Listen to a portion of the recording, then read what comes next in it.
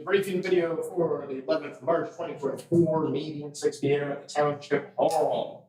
So, same type of structure to the meeting, but it's a different proportion. It's largely a report-based meeting just because that's the way it worked out.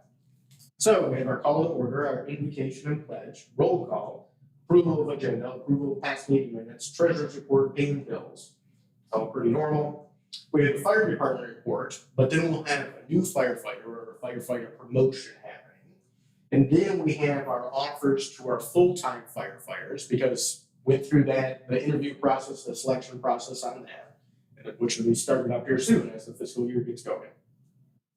Then we have our planning commission report, our planning and zoning report, our maintenance and grounds report, which is different because Nick resigned, and so it largely just says that.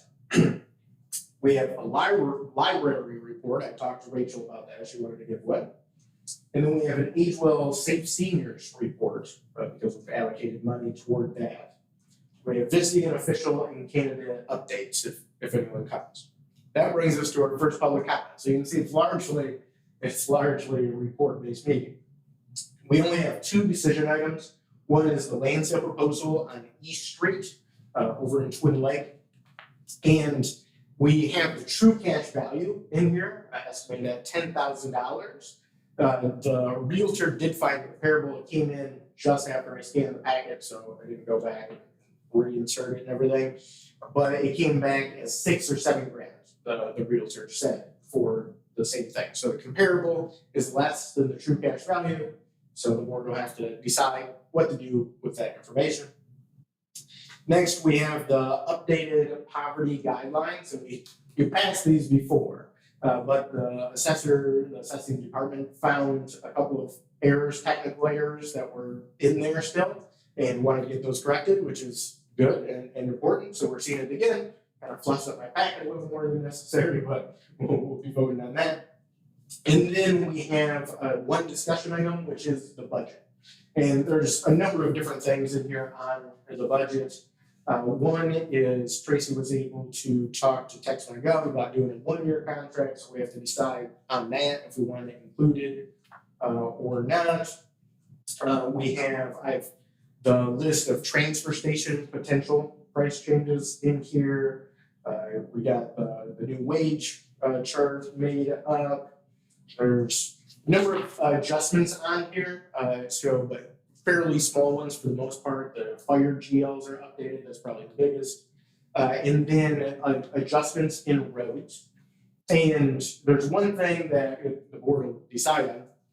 And so it's been being talked about for 3 years that I've been in Cedar Creek is we wanted to do the dirt section of Dawson Road between 120 and Ryerson. I live on that section, so for the last 3 years I've told them, that's fine, get me numbers, get me a proposal, I'll bring it to the board, but I'm not going to lead it because I have a conflict of interest living down there.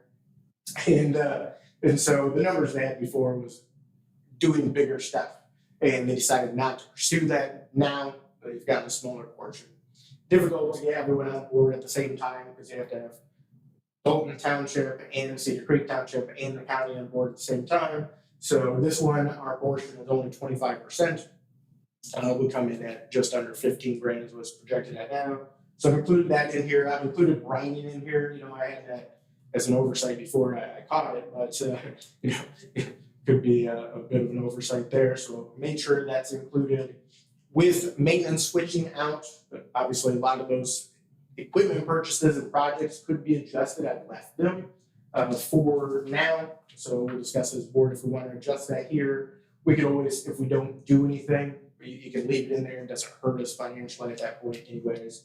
So various things to discuss. And if anyone has any thoughts, questions, comments, ideas, concerns about the budget, now is the time because the annual meeting is right around the corner.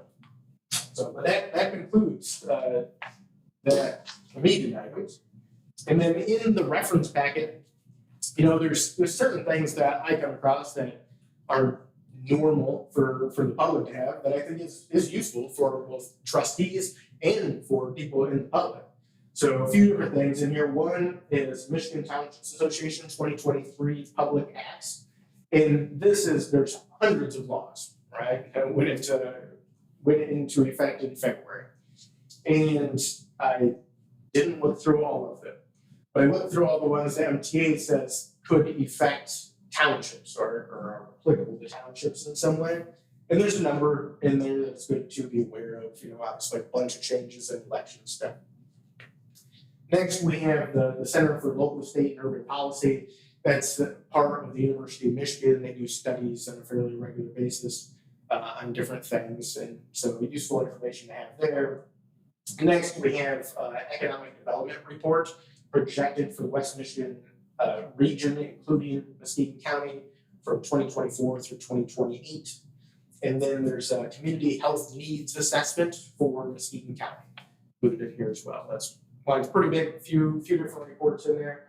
So one of the ones I wouldn't know exactly where you could find them otherwise. If anyone likes to dig into all of that stuff, then you're obviously open to it.